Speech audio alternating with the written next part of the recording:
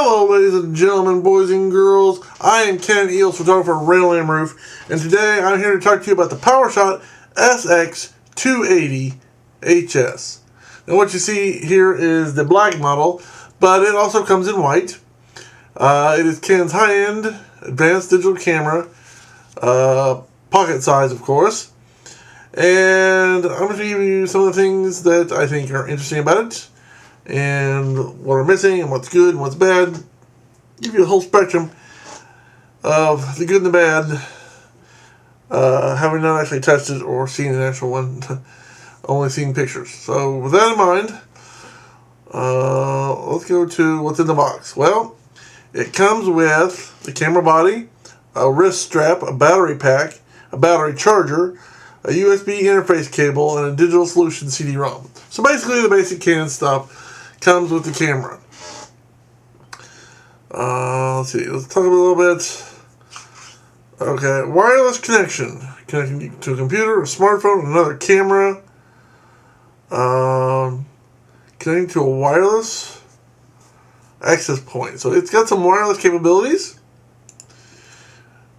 via built-in Wi-Fi, which is kind of neat. Some of the professional cameras would do good to have some of this built-in Wi-Fi and Bluetooth stuff. So let's talk about supply. It's got lots of supplies, accessories, brochures, and manuals, reviews, specifications. 12.1 megapixel. Let's see, what's that? 1 by 2.3 inch CMOS sensor. 12.8 megapixels. Effective megapixels are 12.1. So total pixels 12.8.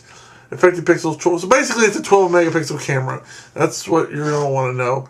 And if you consider 12 megapixels, then anything extra you get's going to be bonus. Let me see. I'm going to show some of these other features down here.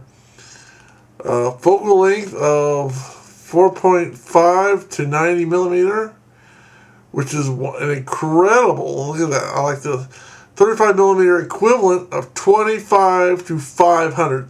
That is a serious lens. If I had that on my digital SLR, that would be the most awesome lens ever. The only problem, again, is the digital zoom. I don't really like the digital zoom. Optical zoom is the way to go. Most cameras I've found that utilize digital zoom, when you're actually using the digital zoom, it becomes grainy. So, having said that, that 25 to 500 is obviously, you're going to be in that digital zoom area, and I really don't like that because it does become, when you go into digital zoom, it becomes grainy, okay? Maybe not real noticeable at first, but when you get into the high end of your focal lengths with digital zoom, trust me, you'll see it. So let's see, aperture. See some of these other features down here. Maximum aperture 3.5 to 6.8. That's pretty standard for this kind of stuff. 32 hundredth of a second. That's actually pretty good for this small camera. ISO 80 to 6400. That's actually pretty good for this camera too. Assuming it has auto exposure, or not auto exposure. Of course, it has auto exposure. Auto ISO. It may not. I don't know.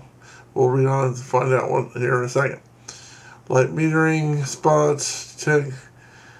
Manual exposure, program. Okay, so there's some manual exposure and a program. Okay, we got your basic stuff. So, I mean, you're not going to have to sit there and deal with f-stop and shutter if you don't want to.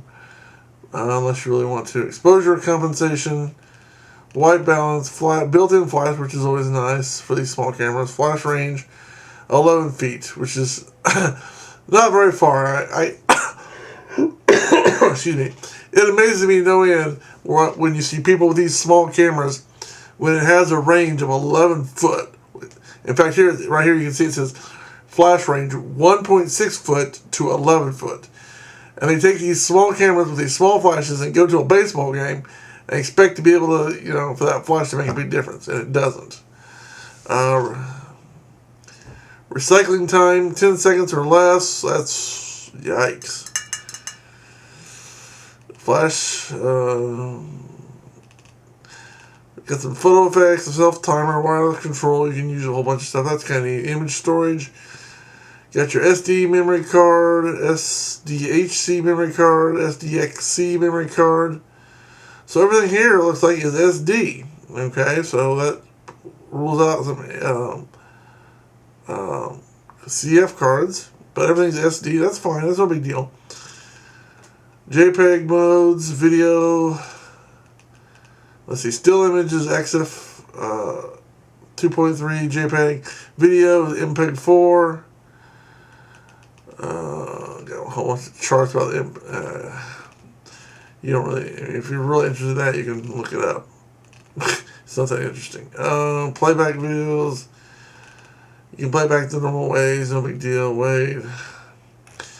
But that's basically the stuff you want to know. There's a lot of stuff on there that I could go on and read and tell you about, but quite frankly, you don't really care, and I don't care, and it's no big deal. So basically, we were talking about 12 megapixels. That's what for the most part, that's what you're gonna. You got your HD video recording, of course. In fact, let's go back down. That's one thing. Let's see where it says focal length lens. I didn't exposure. Let's see where the flash. Okay, shooting modes. I don't see where the video. Where it said video. Oh, let's see. Oh, here we go. Video. Full HD, 1920 by 1800, 60 frames per second, 30 frames per second. So, I found that unless you're doing super fast sports, 30 frames at 1080p is pretty good. 60 frames at 180p, just it takes up a lot more file size. Of course, you got your 720 at 30 frames. There's a whole bunch of different smaller effects and sizes. But basically, you got 1080p at 60 and 30 frames, and you got 720p at 30 frames. So that's basically what most people want to know when it comes to their HD. So that's pretty good. And again, let's talk about the price. The price is $329, which is not too bad. I mean, it's more than my flip camera by about $129. My flip camera was about $200.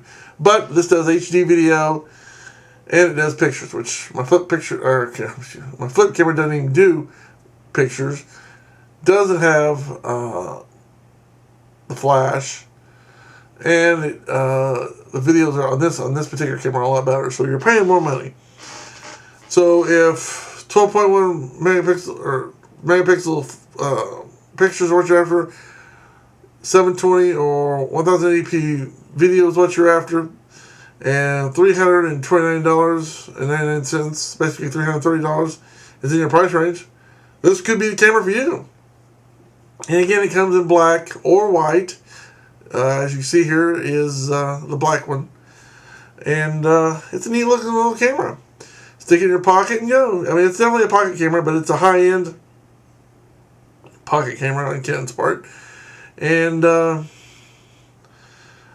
sure the images would look great. Like I said, I haven't seen any of them except what they provided down below.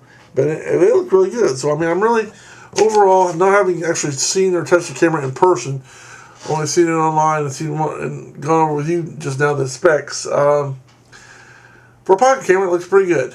I would definitely use it. I mean, it's definitely better than my little pocket camera I carry in this little bag, the flip video. It's HD. It's only 720. So, I mean, if I was to go from what I've got now to this, that would definitely be an improvement, and it could be improvement or it could be downgrade, just depending on what you're using and what you need.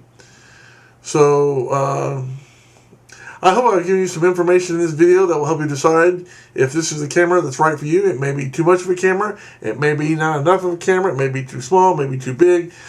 Although I have to admit, not very many of these cameras are going to be much smaller. So, if you're looking for a pocket camera, this may be the route for you. The PowerShot SX280 HS. Again, this one's black. They do come in white. And with that in mind, I'm going to say I hope this has helped you in your consumer purchasing decision. So until next time, I'm Canon EOS photographer, RandallMRueff, saying thanks for watching. Have a good day, and God bless you. Bye.